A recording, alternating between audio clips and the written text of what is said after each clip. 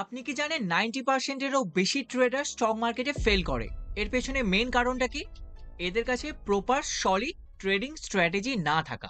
আজকের এর ভিডিওতে দেখাবো কেন ট্রেডিং স্ট্র্যাটেজি নন নেগোশিয়েবল যদি আমরা স্টক মার্কেটে লং টার্ম টিকে থাকতে চাই, ভালো প্রফিট বানাতে চাই। ট্রেডিং স্ট্র্যাটেজি কি? ট্রেডিং স্ট্র্যাটেজি হলো কিছু রুলস যা আমাদের গাইড করে ডিসিশন নিতে। কি ডিসিশন নিতে?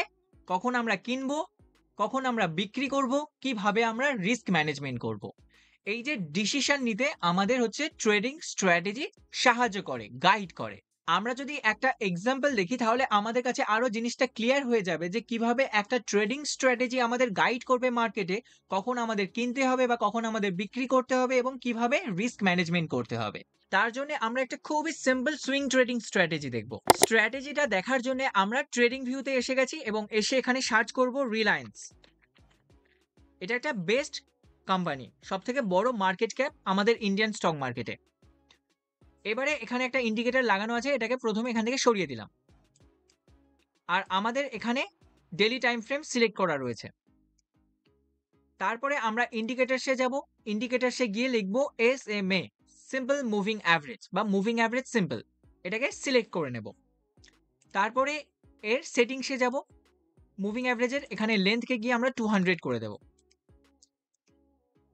তারপরে ওকে। এখানে আমরা করলাম কি, একটা ভালো কোম্পানিকে সিলেক্ট করলাম। এটা হচ্ছে আমাদের স্ট্র্যাটেজি। কমপ্লিট স্ট্র্যাটেজির মধ্যে ফার্স্ট হচ্ছে আমরা একটা ভালো কোম্পানিকে সিলেক্ট করব। 2 নম্বরে আমরা হচ্ছে ডেইলি টাইম ফ্রেম নেব এখান থেকে নয়। এটা আলাদা, এটা আলাদা। আমরা এখান থেকে 1 ডে ক্যান্ডেল সিলেক্ট করব। তারপরে নেক্সট আমরা একটা সিম্পল মুভিং অ্যাভারেজ নেব।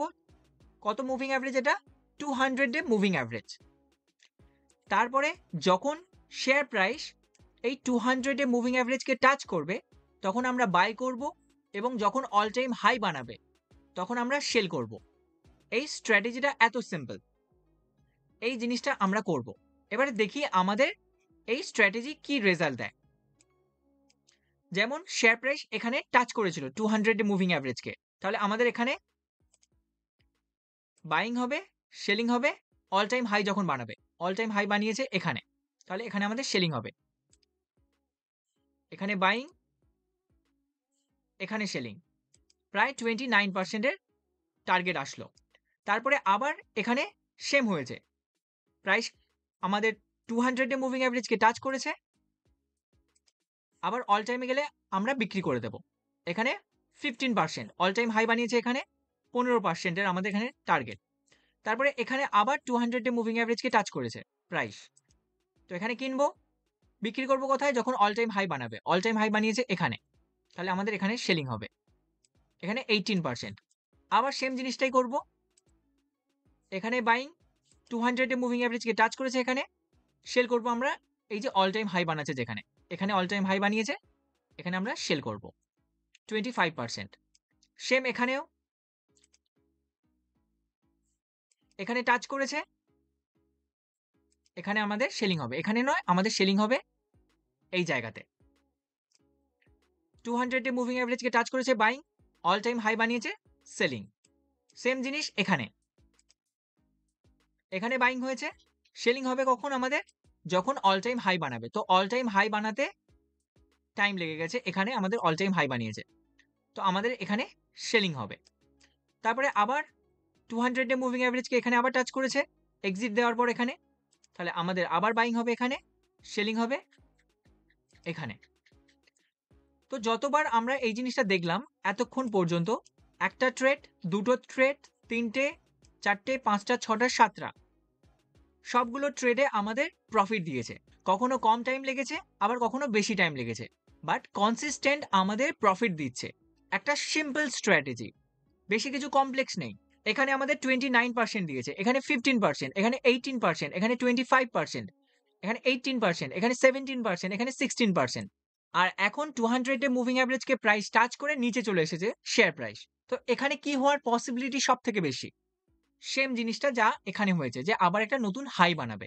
এবারে আমরা জানি why is a trading strategy important. একটা ট্রেডিং স্ট্র্যাটেজি ইম্পর্টেন্ট কেন? First, eliminates emotional trading. আমাদের যে দুটো মেন ইমোশন, একটা হলো গ্রিড মানে লোভ, আর ফিয়ার মানে ভয়। এই দুটোকে ছাড়া আমরা ট্রেডিং তখনই করতে পারবো যখন আমরা স্ট্র্যাটেজি ফলো করব। নয়তো মার্কেট কেমন চলে? মার্কেট সবসময় এমনটা চলে, কখনো উপরে যায় কখনো নিচে যায়।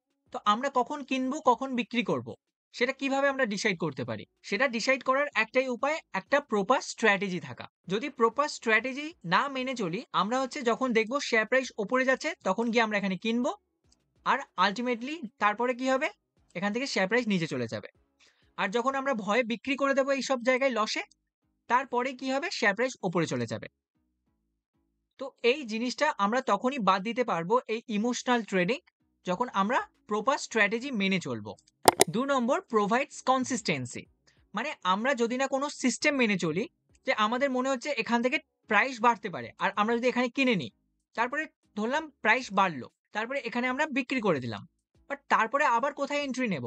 সেটা কিভাবে আমরা বুঝবো? মানে কনসিস্টেন্ট তো থাকতে পারলাম না। মানে এখানে একটা আমাদের মনে হয়েছিল কিনে নিয়েছি এবং সেটা তারপরে প্রফিট দিয়েছে, বাট তারপরে নেক্সট কি করব? জানি না। তারপরে আমরা উল্টোপাল্টা বাই করব, সেল করব। তো কনসিস্টেন্স প্রফিট আমাদের আসলো না, বা আমরা কনসিস্টেন্ট থাকতে পারলাম না মার্কেটে। তো আমরা কনসিস্টেন্সি পাবো কখন? যখন আমরা ট্রেডিং স্ট্র্যাটেজি ফলো করব। যেমন আমরা আগের এক্সাম্পলটাই দেখেছিলাম, যে যখনই শেয়ার প্রাইস এসে 200 এ মুভিং অ্যাভারেজকে টাচ করছিল, তখন আমরা কিনছিলাম।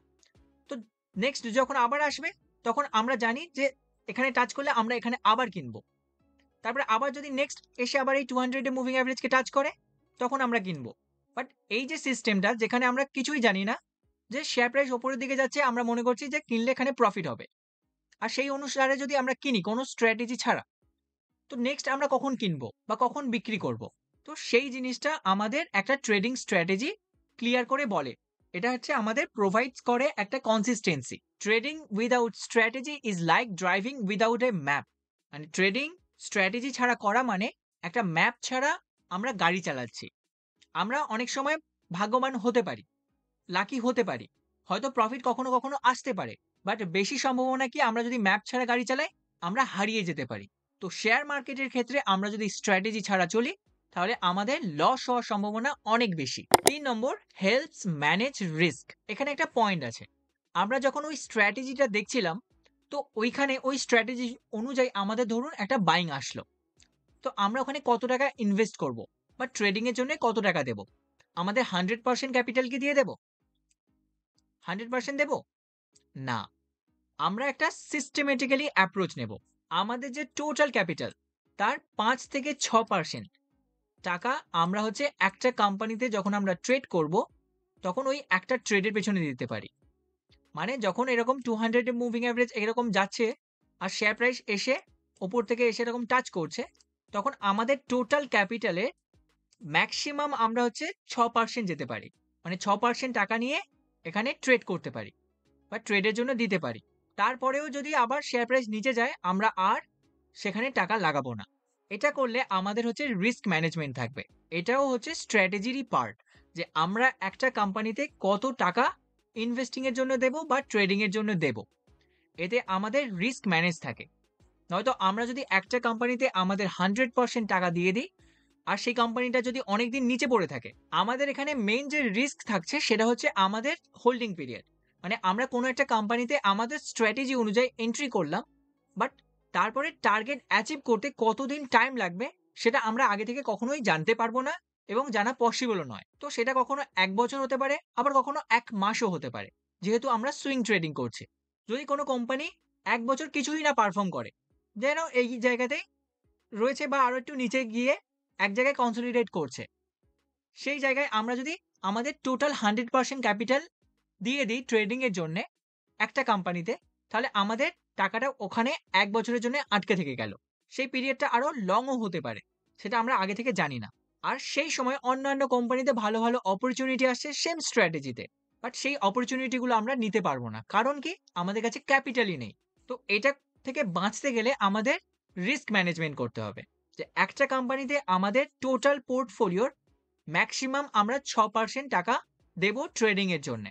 বাদবাকি 94% আমরা অন্যান্য কোম্পানিতে ডিস্ট্রিবিউট করব সেম রুলসকে ফলো করে, যে ম্যাক্সিমাম একটা কোম্পানিতে ৬% টাকা। তাহলে আমাদের রিস্ক ম্যানেজ থাকবে। আর এটাও হচ্ছে আমাদের স্ট্র্যাটেজিরই পার্ট একটা। এই যে রিস্ক ম্যানেজমেন্ট, এটা আমরা পজিশন সাইজিং এর মাধ্যমে করতে পারি। যে একটা কোম্পানিতে আমরা 6% ইনভেস্ট করব, এটা তো আমরা ঠিক করে নিয়েছি। এবারে ধরুন আমাদের টোটাল ক্যাপিটাল হচ্ছে 1,00,000 টাকা। মানে এর 6% কত? 6,000 টাকা, 6K। এবারে ধরুন কোনো একটা কোম্পানি তার শেয়ার প্রাইসই হচ্ছে 5,500 টাকা। তাহলে আমরা এখানে কটা শেয়ার কিনতে পারবো? কেবলমাত্র একটা কিনতে পারবো। যদি দুটো কিনতে যাই তাহলে আমাদের অনেক টাকা চলে যাচ্ছে একটা কোম্পানিতে। আমরা ম্যাক্সিমাম একটা কোম্পানিতে 6,000 টাকা দেওয়ার আমাদের প্ল্যান। এই 5% থেকে 6% এর রুলস অনুযায়ী যে আমরা আমাদের ক্যাপিটালে একটা কোম্পানিতে 6% ম্যাক্সিমাম যেতে পারি। তো তার কারণে 1,00,000 টাকার 6% কত? 6,000 টাকা। আর একটা কোম্পানির শেয়ার প্রাইস কত? আমরা ধরে নিচ্ছি 5,500 টাকা। 5.5K। তাহলে এখানে আমরা কতগুলো শেয়ার কিনতে পারবো? একটা শেয়ার কিনতে পারবো। তো এইভাবে আমাদের রিস্ককে ম্যানেজ করতে হবে পজিশন সাইজিং এর মাধ্যমে। 4 নম্বর, ইমপ্রুভ ডিসিশন মেকিং। মানে আমাদের ডিসিশন নিতে অনেকটাই সাহায্য করে ট্রেডিং স্ট্র্যাটেজি। কিভাবে? ধরুন আমরা ওই স্ট্র্যাটেজি অনুযায়ী যে 200 ডে মুভিং অ্যাভারেজ এরকম চলছে আর শেয়ার প্রাইস এসে এখানে টাচ করেছে। এখানে আমরা কিনলাম। এবারে আমরা তো অলরেডি আগে থেকে জানি যে যখন আবার অল টাইম হাই টাচ করবে তখন আমরা সেল করব। বাট অল টাইম হাইকে টাচ করার আগে শেয়ার প্রাইস এরকম আরো অনেকটা নিচে গেছে। এখানে আমরা ভয় বিক্রি করে দেব না। কারণ আমরা জানি আমরা হচ্ছে বেস্ট কোম্পানিতে ট্রেড করছি। আর বেস্ট কোম্পানি যদি শেয়ার প্রাইস একটু নিচেও চলে যায়, তারপরে আবার একটা নতুন হাই বানাবে। এবং যখন আমরা নতুন হাই পাবো তখন আমরা বিক্রি করব।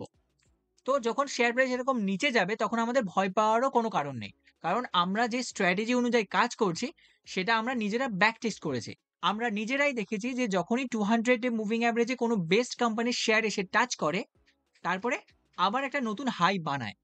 তো আমাদের এখানে ভয় পাওয়ার কোনো কারণই নেই।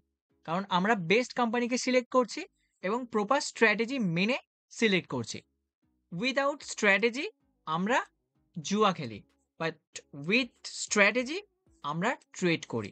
তো ট্রেডিং এর জন্য একটা প্রপার ট্রেডিং স্ট্র্যাটেজি দরকার। স্ট্র্যাটেজি ছাড়া আমরা ট্রেড কখনো করবই না। ট্রেডিং স্ট্র্যাটেজি ছাড়া আমরা যদি মার্কেটে ট্রেড করি তাহলে কি হতে পারে? এটাকে যদি একটা মজাদার এক্সাম্পল দেখি, যে আমরা কেক বানানোর জন্য সব রকম রেসিপি যা যা সরঞ্জাম দরকার, যা যা ইনগ্রিডিয়েন্ট দরকার সবকিছু নিয়ে এসে একটা জায়গায় ঢেলে দিয়েছি, কিন্তু আমরা কেক বানানো শিখিনি। তাহলে কি আমরা ভালো টেস্টি কেক বানাতে পারবো? বানাতে পারবো না। সেম যদি আমরা রান্না করার জন্য সব যা যা দরকার, সব রকমের মশলা, সব রকমের সবজি, আগুন, সবকিছু, জল, সবকিছু নিয়ে এক জায়গায় রেখে দিয়েছি, বাট আমরা সবজি বানাই কিভাবে, তার কি স্ট্র্যাটেজি কি, কোনটার পরে কোনটা দিতে হয় তা আমরা জানি না। তাহলে কি ভালো সবজিও তৈরি হবে? তখন ভালো সবজিও তৈরি হবে না। তো স্ট্র্যাটেজি ছাড়া আমরা কোনো জিনিস ভালোভাবে পারফর্ম করতে পারবো না। সেটা স্টক মার্কেট হোক বা রান্না হোক বা কেক বানানো হোক। এবারে আমরা দেখি কমন মিস্টেকস টু অ্যাভয়েড। অনেকে কি করে যে একটা স্ট্র্যাটেজি বানায় এবং সেটা এতটাই কমপ্লেক্স, নিজেরাই কনফিউজড হয়ে যায়। তাই আমাদের ওভার কমপ্লিকেটিং দ্য স্ট্র্যাটেজি থেকে বাঁচতে হবে। আমাদের স্ট্র্যাটেজিকে সিম্পল রাখতে হবে। যেমন আজকের একটা স্ট্র্যাটেজি দেখলাম। এটা খুবই সিম্পল এবং খুবই বেসিক একটা strategy. Next, not sticking to the plan. মানে আমরা একটা প্রপার স্ট্র্যাটেজি বানিয়েছি, একটা প্রপার প্ল্যান বানিয়েছি যে কখন কিনবো, কখন বিক্রি করব। বাট আমরা সেটাকে ফলো করছি না। আমরা সেটাকে বারবার ব্রেক করছি। তো যখনই নিচে চলে আসছে শেয়ার প্রাইস, আমরা ভয় বিক্রি করে দিচ্ছি। বা যখনই শেয়ার প্রাইস একটু আমাদের বাইং লেভেল থেকে উপরে যাচ্ছে তখনই আমরা বিক্রি করে দিচ্ছি অল্প ছোট প্রফিটে। সেটা করলেও চলবে না। Next, falling to back test or review performance. যেমন আজকের এক্সাম্পলটা যদি আমরা নিই, যে আজকের আমরা যে স্ট্র্যাটেজিটা দেখলাম মুভিং অ্যাভারেজকে নিয়ে, অনেকে কি করবে, যেখান থেকে স্ট্র্যাটেজিটা দেখলো, নেক্সট দিন মার্কেটে গিয়ে ওই স্ট্র্যাটেজি অনুযায়ী কোনো একটা কোম্পানির শেয়ার কিনে নিল। বাট নিজে ব্যাক টেস্ট করে দেখেনি। নিজে দেখেনি যে ওই স্ট্র্যাটেজিকে যদি ফলো করা হয় কেমন পারফরম্যান্স আসতে পারে। তো এই জিনিসটাকেও আমরা অ্যাভয়েড করব। আমরা গিয়ে ব্যাক টেস্ট করে দেখব।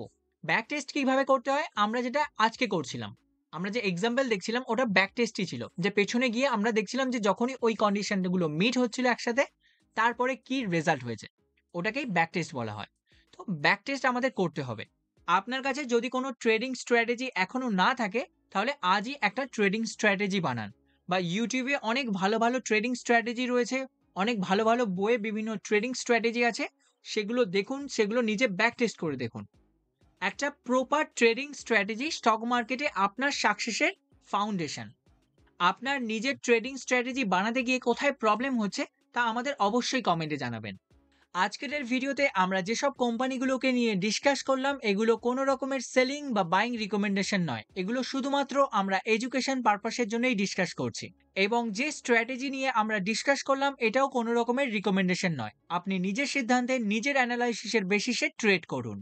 আশা করি আজকের এই ভিডিওটি থেকে আপনি নতুন কিছু শিখতে পেরেছেন, জানতে পেরেছেন। আপনার যদি কোনো প্রশ্ন থাকে বা আগামী দিনে কোন টপিকের ওপর আপনি ভিডিও দেখতে চান তা আমাদের অবশ্যই কমেন্টে জানাবেন। ভিডিওটি ভালো লাগলে অবশ্যই লাইক দেবেন, আগামী দিনে ভিডিও দেখার জন্য চ্যানেলটি সাবস্ক্রাইব করবেন এবং আপনার বন্ধু ফ্যামিলি মেম্বার যারা শেয়ার মার্কেটে নতুন আসছে তাদের সাথে এই ভিডিওটি অবশ্যই শেয়ার করবেন।